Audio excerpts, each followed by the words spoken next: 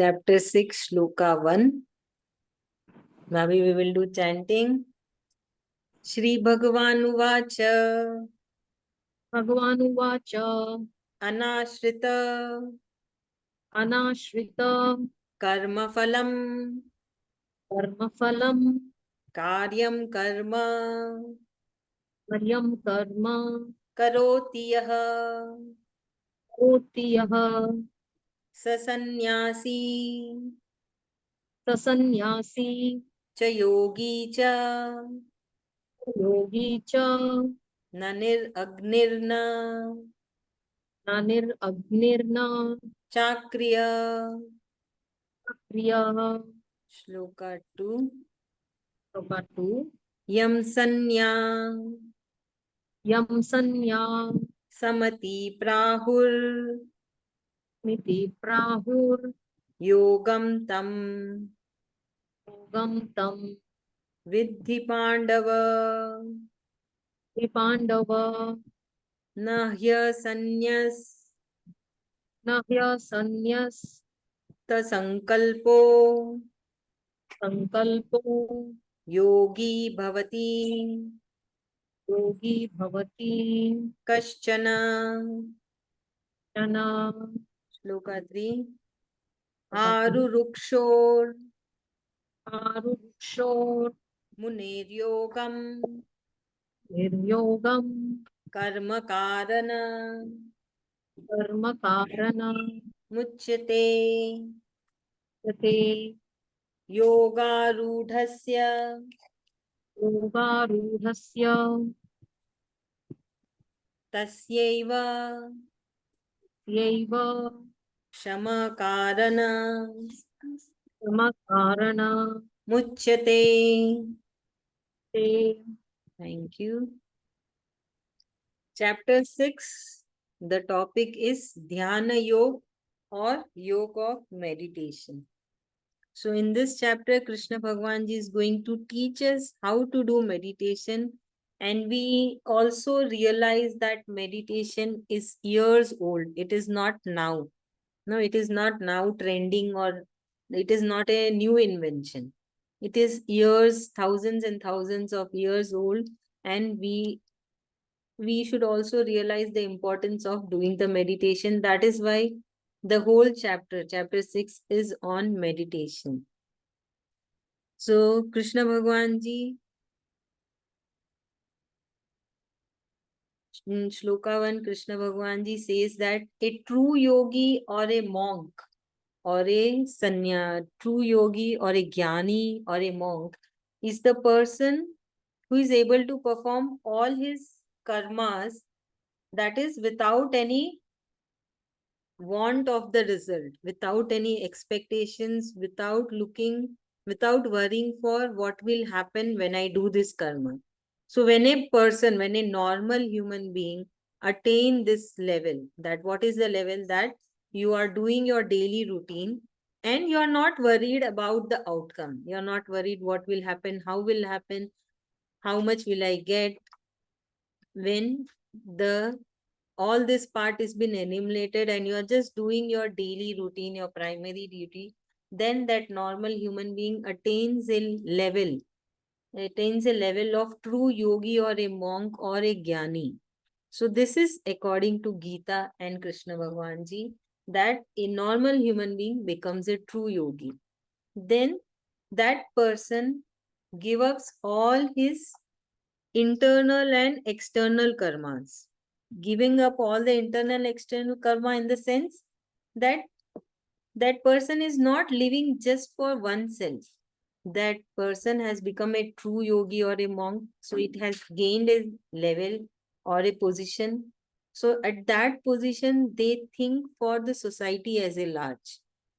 They also do good deeds, selfless deeds, and they keep on doing their karma, and the focus level is so high that it becomes meditation. You know, what is meditation? Meditation is that your eyes are closed, your Your mind is not running in 1,000 directions. Your heart is focusing on Krishna Bhagwan Ji. Mind is focusing on Krishna Bhagwan Ji. Your senses are under the control. Your desire, anger, everything is under the control, and you have given all the responsibility to the soul. You are letting the soul to decide what the body has to do, and you are focusing on that. So that is the meditation. So a true monk is also doing the karma at such a level that it is like doing a meditation, that the focus is very high. That the all the materialistic feelings, thoughts, intentions are all been removed, and only the spiritual part is there. Only the focus on Krishna Bhagwan Ji, following all the rules given by Krishna Bhagwan Ji in the Gita, attain the level of a true monk. So this is what Krishna Bhagwan Ji is starting this chapter with an introduction and telling that, because till chapter 4 he has given, sorry, chapter 5, we have learned a lot of Gita. So Gita is not teaching us many things. It is very few points we can count on our fingers. So only those few points, if we follow, we become a true yogi. So Krishna Bhagwan Ji is saying that any human being who is listening, understanding, and trying to follow has already become a true monk and a yogi. So the next thing he is teaching next is what?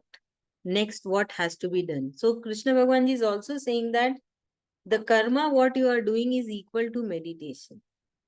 And what is meditation? He's going to teach us the proper meditation. So that will come in the upcoming shlokas. Bhabhi, your turn. Yeah, so in this shloka, Krishna Bhagwan Ji begins the chapter by saying that a true sannyasi or a true yogi is one who has no relation with his karmas. He does his karmas independent of the results. He just believes in doing his actions, and by doing it at such a level that doing his actions itself becomes a form of meditation. So a person has to attain that level. Thank you. Shloka 2, Krishna Bhagwan Ji is saying that no one becomes a yogi without giving up the worldly desires.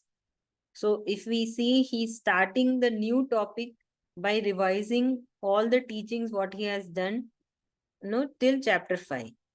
So he's saying that to become a yogi, you have to give up your material desires. It is not the desire to remember Sri Krishna ji, or desire to chant the shlokas, or desire to be on the path of the Supreme Lord, what he has shown in Gita. So it is the material desires. So we have to give up all the material desires to become a true yogi, or a true monk, or a jnani, or a yogi itself. So what are the material desires? Controlling of the five senses, controlling of all the desires, controlling of fear, controlling of anger, controlling of mind, and using this body as a machine to do our daily routine, and focusing our mind on Krishna Bhagwan Ji always. So a true karma yogi is a monk if he is not attached to worldly desires and fruits for his or her karmas.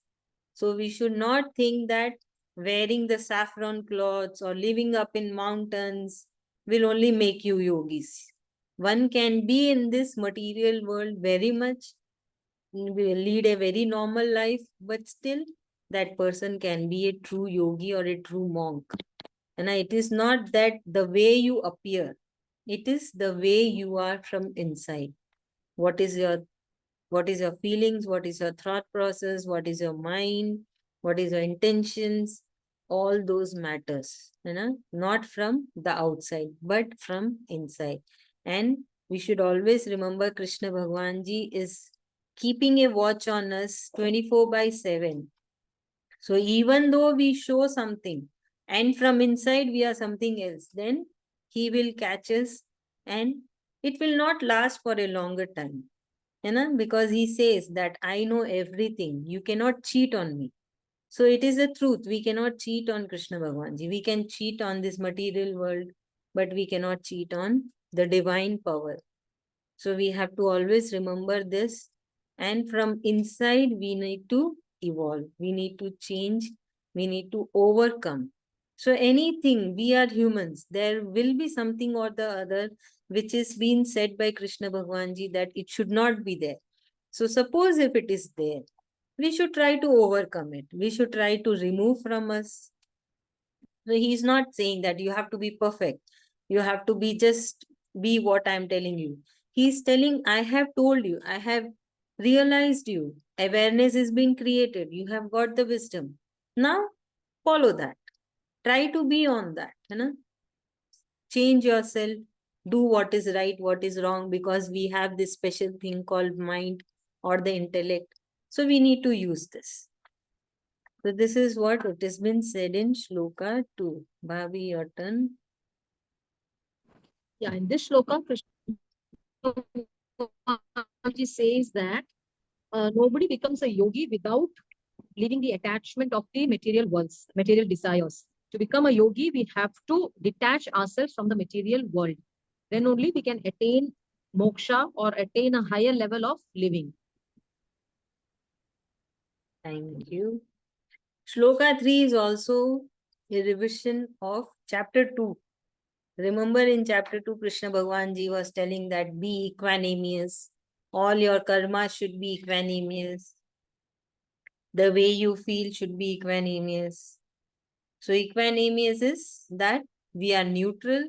We consider everyone as Krishna Bhagwan Ji is residing in all the living beings, and there is no likes and dislikes. There is, and we are just neutral. We are equanimous towards everyone. So Krishna Bhagwan Ji says that for becoming a karma yogi, one has to become equanimous. So similarly, to reach the state of a yogi, what is that? So first is karma yogi, then the next level is state of a yogi. You become a yogi. That is, you find peace within yourself. That means you are not finding happiness by the material things. You are just happy within yourself. So what is that? That you are satisfied with whatever you have. You are satisfied by leading your normal life, your daily routine. You enjoy that. It is not that you are getting irritated or you're getting bored. You are just happy with that. So what happens? You have controlled your senses. You have controlled your desires. That leads to controlling of the anger, controlling of the fear. So there is no attachment, there is no expectations, there is no worrying. So all this, by default, the nature has come into one. When a person, then a person becomes a true yogi or a monk. So see how beautifully Krishna Bhagwan Ji is reminding all the points that he's been teaching us from chapter 2, Sloka 11, that what we have to do with this body. And we think that we have to do, like we are housewives, so we have to do cooking, we have to take care of the house, we have to just take care of the family, of the relatives, of the society. But we forgot that what to do with this body, what is inside us. So he's teaching us, he's reminding again, you do all those things. That is our primary duty. Plus, be in divine consciousness, how the feelings are, how the intentions are, what is the thought process. Be equanimous. So Lord Sri Krishna hence says that the process of sannyas or giving up can start only after achieving the equanimity. So this is what in Shloka 3. Bhabi, your turn. Yeah, in shloka, Krishna Bhagwan is saying that he's continuously talking about detachment from the material worlds. And he's saying that first we have to be a karma yogi, means learn to do our duties.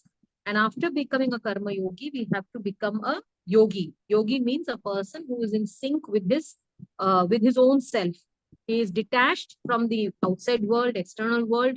He is in his own, he knows that I am ultimately going to merge with my maker. So he's totally in sync with his maker and himself. He has no attachment to anyone externally. So Krishna Bhagwan is saying that step by step we have to reach that state. He is not saying overnight become a yogi. He's saying first learn to do your karmas, first be a karma yogi, detach yourself, and ultimately you will reach the state of yogi. Thank you so And much. first will tell us the way how to do it. That is what the chapter is dedicated towards. Thank you so much. Very nice.